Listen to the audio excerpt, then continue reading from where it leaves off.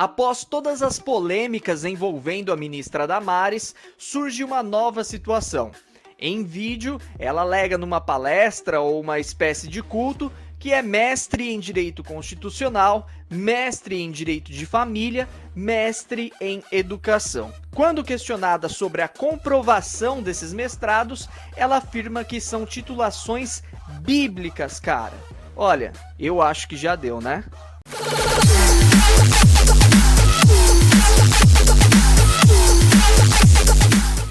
Não adianta fazer mais vídeos, já tá mais do que evidente a falta de perfil da ministra para executar essa função. Chegou a hora da gente agir de forma mais prática e objetiva. Diante desse cenário, eu vou te dar um panorama geral de como funcionam essas questões de nomeação do presidente e as soluções jurídicas e políticas para trocar um ministro. Beleza? Vamos lá. Quando falamos em Damares, falamos em um agente público pago com os nossos impostos. Mas não é só isso. Segundo o jurista Marcelo Alexandrino, agente público é a pessoa que recebe poderes para representar a vontade do Estado. Eli Lopes Meireles divide esses agentes em 5 grupos: os agentes políticos, os administrativos, os honoríficos, os delegados e os credenciados. Vamos ficar aqui com um deles, os agentes políticos. Essa modalidade faz parte dos mais altos escalões do poder público.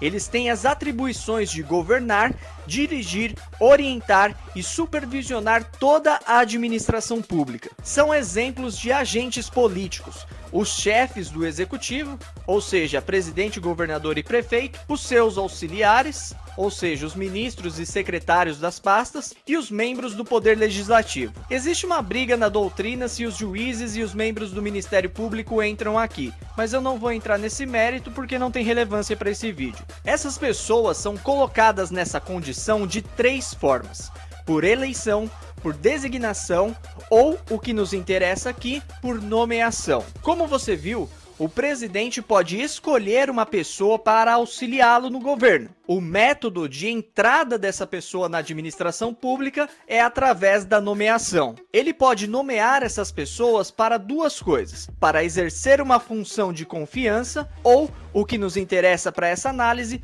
para exercer um cargo comissionado. É nessa última categoria que a maior parte da doutrina enquadra os ministros de Estado, que no caso é o cargo da Damares. Esse tipo de cargo tem algumas características diferentes dos demais. Por exemplo, ele é considerado um cargo precário. Isso significa que o presidente pode nomear ou exonerar por um ato ad nutum. Isso significa que, de forma excepcional em relação aos princípios da administração pública, ele não precisa dar satisfação. Ele pode fazer isso a qualquer momento e não precisa justificar. É um pouco do que restou do poder do rei, mas isso tem um objetivo. Considerando que são cargos importantíssimos, imagine se o ministro morresse ou precisasse sair do cargo. Seguindo o padrão, o presidente teria que abrir um concurso público, gerando gastos, e o processo demandaria um tempo que acabaria impactando na gestão da pasta. Você consegue visualizar isso? Essas são as razões para a nomeação ocorrer dessa forma.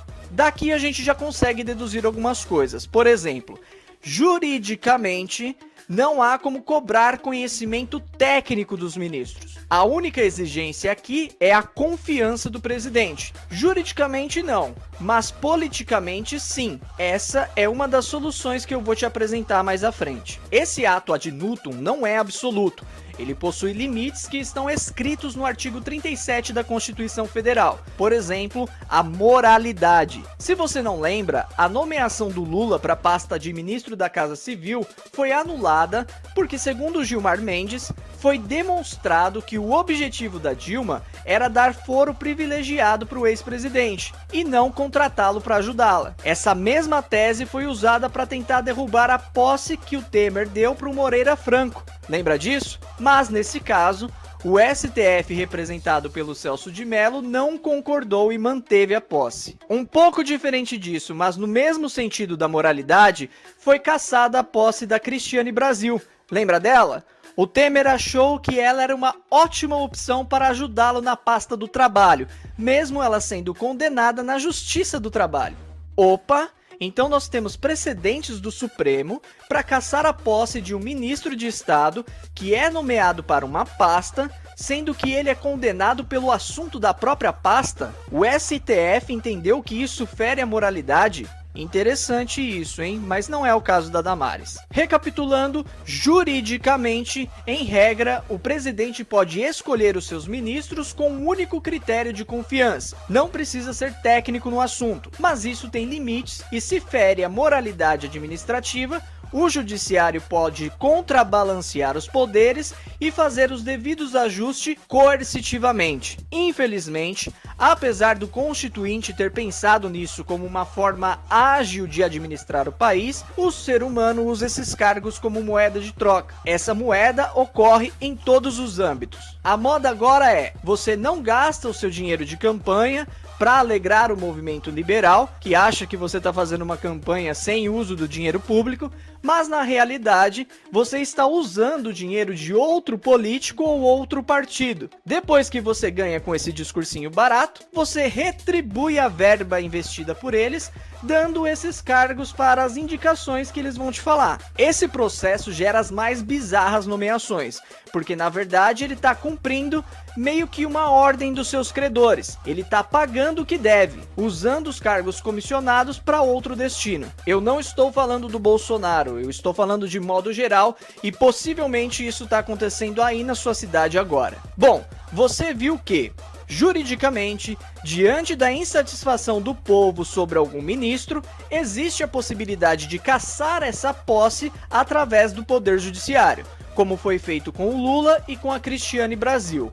Mas é muito difícil comprovar essa imoralidade para que isso ocorra. E você viu também que, novamente, juridicamente, não há exigência de critérios técnicos para a escolha desses ministros. Então isso não é uma justificativa para tirar ele de lá. Porém, eu estou reforçando esse advérbio porque politicamente isso tudo é possível. Como? Cobrando quem pode exonerar o ministro, ou seja, o presidente.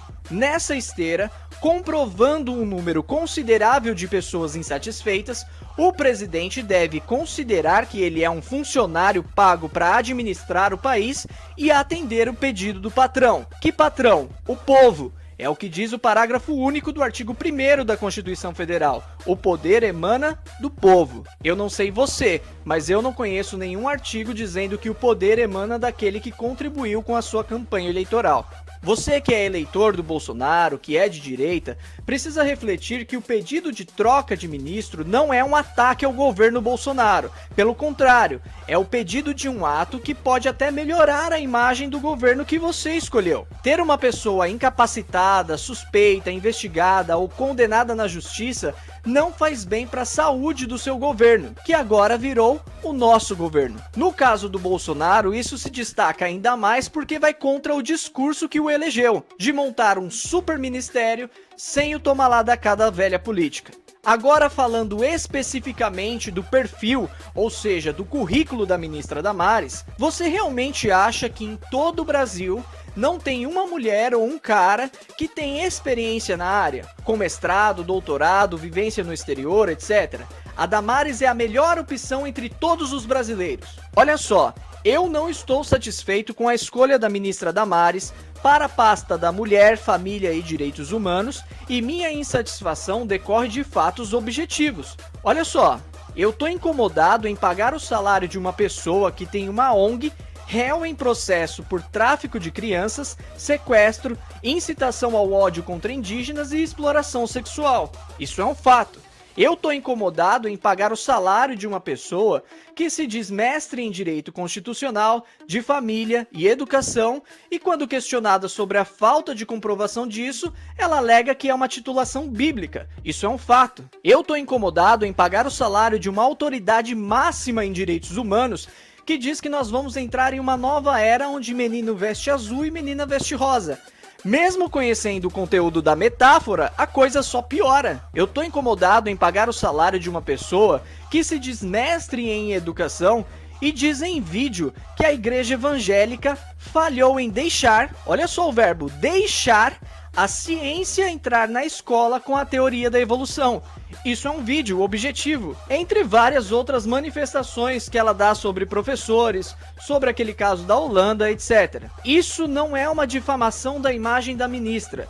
Ela tem o seu direito constitucional para dar essas opiniões. Isso são apontamentos objetivos e práticos que, na minha opinião, não são apropriados para exercer o cargo público que lhe foi dado. Simples assim. É uma crítica clara e objetiva sobre um serviço de um funcionário público. Se você não concorda comigo, não tem problema nenhum. Mas se você concorda com isso, nós precisamos demonstrar essa insatisfação de forma mais objetiva, de forma prática. Então, para resolver isso, eu criei um abaixo-assinado pedindo a troca da ministra. Só que não é qualquer abaixo-assinado igual os que já existem por aí. Se você ler, você vai ver que ele está muito bem fundamentado. Eu estou pedindo a troca, de preferência por uma pessoa com formação específica na área, que realmente tenha mestrado, doutorado comprovados, títulos, livros, trabalhos científicos, experiência no exterior, que respeite o Estado laico, e se ela tiver uma religião, não tem problema nenhum,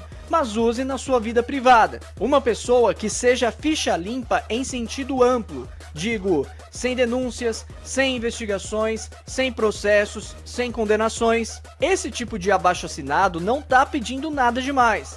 Ele está pedindo respeito ao dinheiro público. Se você é de direita, o pedido desse abaixo-assinado é em respeito à tecnocracia. É o mínimo que se espera para nomear uma pessoa com um cargo tão importante. Ah, mas vai ser difícil. É claro que vai ser difícil. Mas se você não ajudar, vai ser ainda mais difícil. Então converse com as pessoas da sua casa, com os seus amigos, com a sua família, na sua escola, no seu trabalho. Quanto mais assinaturas, melhor. Conforme o link que eu vou deixar aqui na descrição, o Bolsonaro recebeu 58 milhões de votos.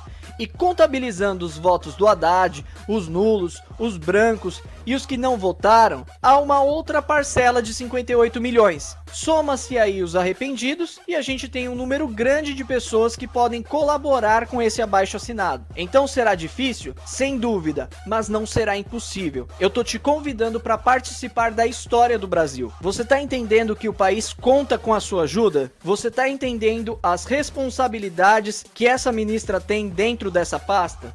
Então, por essas razões, eu conto com você. Como de costume, deixa aqui o seu like, comenta o que você achou e compartilhe essa mensagem nos seus grupos de Facebook e WhatsApp, beleza? Obrigado por assistir até aqui. Eu sou o Dead, esse é o Dead Consense.